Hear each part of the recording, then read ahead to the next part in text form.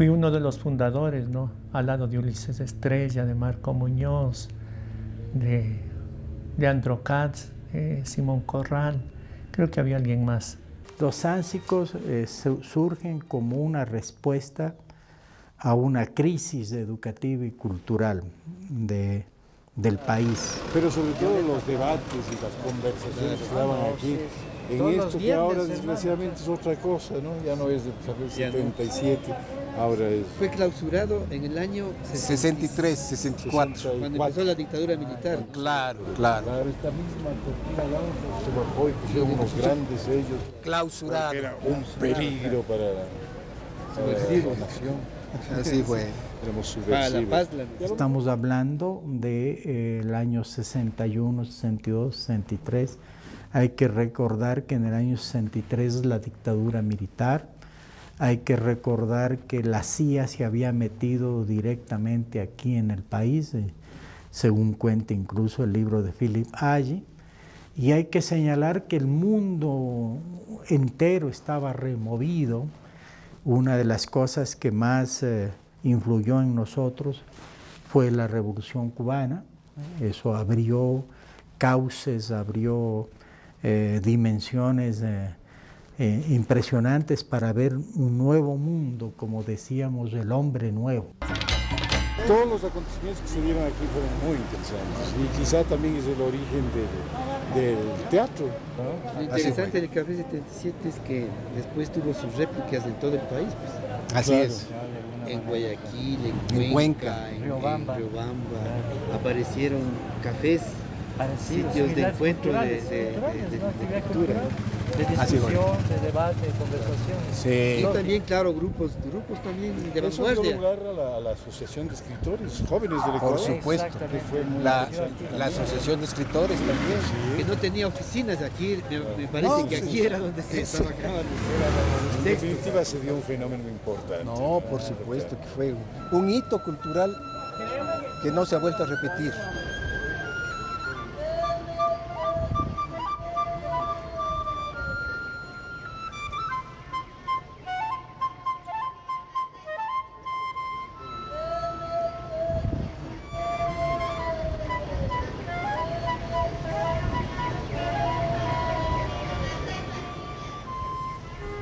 El grupo Sáncico nace en la Facultad de Filosofía y Letras, ¿no?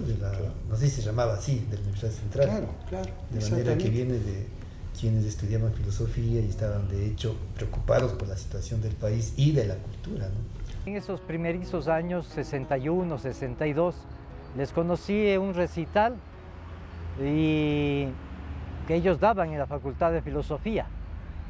Y era muy informal, muy crítico dentro del mundo aquel, que estaba todo un recital de poesía era lleno de formalidades, invitaciones, bien vestidos, etc. Esto otro era totalmente informal y más bien criticando esa formalidad de decir la poesía. Ahí los conocía Ulises, Antonio Ordóñez, creo que Alfonso Murriagui también. El himno nacional primero, después palabras de quien iba a dar el discurso de orden, y después palabras de Ruiz de Profesor Salgado, decano de la facultad. A él no le permitimos hacer el discurso porque ahí fue la sorpresa. Saltó el Simón Corral a un extremo de la mesa, saltó sobre la mesa, se paró en la mesa, dando las espaldas además de las autoridades, y yo salté por el otro extremo, y entonces quedamos frente a frente, Simón Corral y yo. Y como el recital se llamaba Contrapunto, empezamos a decir poemas primero de Guillén, de César Vallejo, y al lado de eso el Ulises el Ulises estaba con un traje muy formal, con una corbata de lazo, y empezó a decir poemas cursis, malísimos, ¿no? Entonces nosotros decíamos los poemas duros, insurgentes, terribles, y el Ulises con una voz aplautada decía los otros poemas, los cursis, los malos. Esto causó un revuelo en propios y ajenos, porque tal vez era un poco insultante para algunos que estaban ahí, pero en todo caso el recital se desarrolló. Las autoridades que al comienzo se habían asustado por todo este barullo que armamos los sánsicos, por esta irreverencia de subirse a la mesa donde estaban todas las autoridades, pero se fueron calmando, se fueron callando y fueron adhiriendo un poco al recital y al sentido del recital, que esto fue lo más grato para nosotros, ¿no? Entonces terminamos el recital con muchos aplausos, incluidas las autoridades, nos aplaudieron, nosotros bajamos, hicimos una veña y nos fuimos. Y desaparecieron. Y desaparecimos por si acaso. Por si acaso. Quizás el núcleo secreto, íntimo, profundo, de este proceso insurreccional que se dio en los 60, es el de la política precisamente. Yo creo que la búsqueda de libertad, la revolución en ciernes, era lo que motivaba la literatura y el comportamiento sánsico, porque esta actitud rebelde que se manifestaba en los recitales sánsicos es prueba, una de las pruebas de que había como sustrato profundo de la actitud sánsica una rebeldía que concordaba obviamente con la época, con la historia de esos años.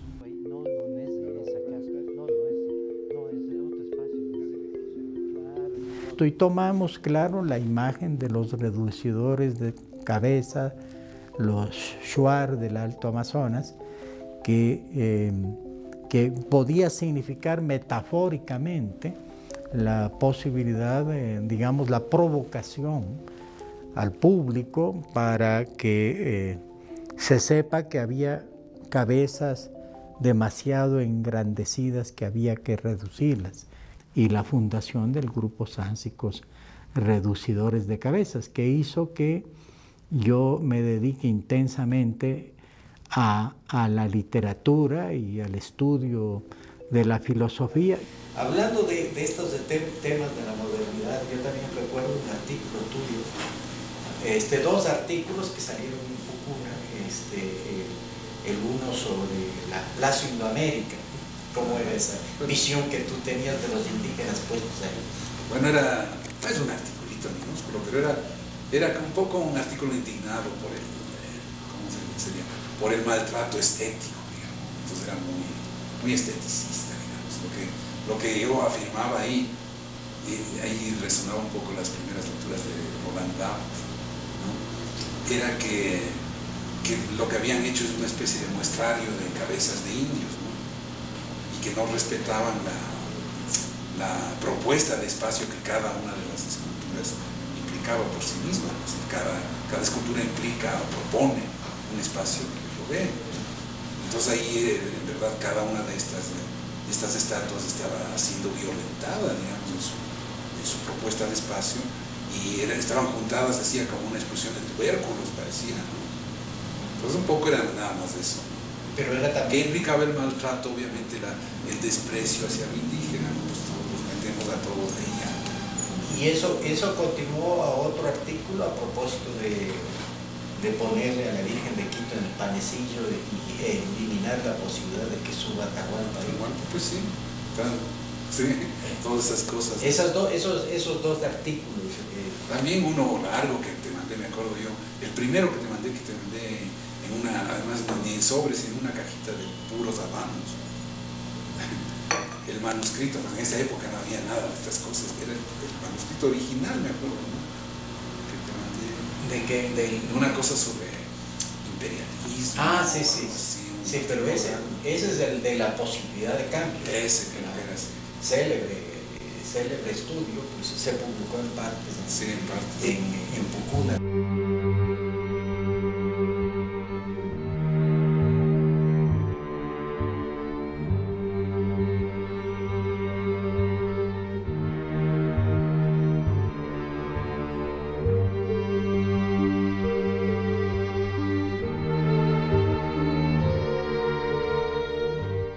Teníamos contacto muy intenso con otros movimientos similares en América Latina, en Estados Unidos, en Europa. Los sánsicos conmueven un poco, remueven toda esta ciudad medio mentecata y medio... Pajarraca tonta que no sabes volar, le dijo Rafael Arrea. A la ciudad. Clerical, tranquila, removida naturalmente. Pero fue un soplo así de frescura, me parece a mí. Por supuesto. Aunque sea políticamente importante, aunque tuviera habido hasta ingenuidades, pero fue un soplo totalmente de ruptura.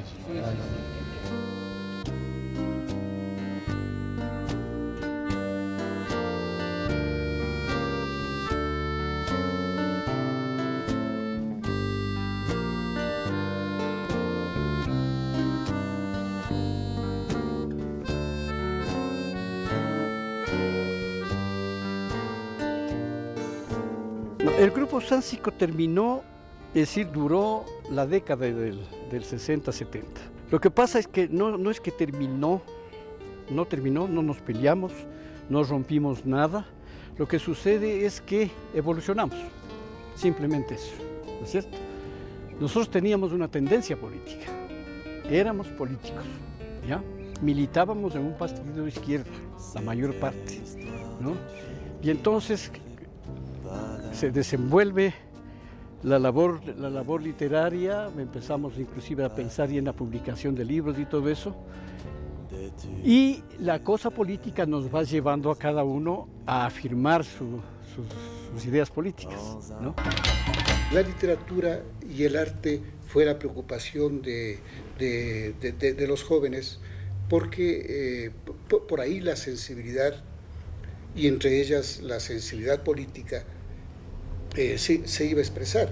La primera vez que yo leí un número de la revista Pucuna fue en la Unión Soviética, en la universidad. Esta es la colección de la revista Pucuna, empastada. Está aquí la colección completa de las 9 revistas que llegamos a publicar. El número 1 apareció en octubre de 1962 y en el sumario se ve que había ya algunas cosas que tenían que ver con la situación social, política del país. En este primer número aparece como redactor responsable Ulises Estrella. Le cuento que nunca tuvimos director. Queríamos romper hasta en eso, era una dirección colectiva. No había jefes ni inventores de nada, todos éramos igual. Entonces, en el primer número, como redactor responsable aparece Ulises Estrella y como redactores sánsicos, Sergio Román, Simón Corral, Gonzalo Bustamante, Marco Muñoz, Luis Corral, León Pastaza, Alfonso Murriagui, Teodoro Murillo, Ulises Estrella y Euler Granda. Como ve usted aquí todavía no están Antonio Ordóñez, Raúl Arias, que se incorporaron después, ¿no? Y en este número colaboran el arquitecto Osvaldo Muñoz Mariño y el ingeniero Jaime Barcón. Entonces, esta es la revista Pucuna, y aquí en el primer número de la revista Pucuna se publica el primer manifiesto sánsico. Aquí está firmado Sánsicos, y el primer manifiesto sánsico tiene esta fecha, Quito, 27 de agosto de 1962. Abrir bien ojos y cuerpos a estos poemas sin alma, sin sentimiento, sin dioses ni paisajes. Abrir las existencias a estos golpes de furor humanos. Luego, muy pronto, otros reductores de cabezas seguirán estallando, conmoviendo la raíz, transformando.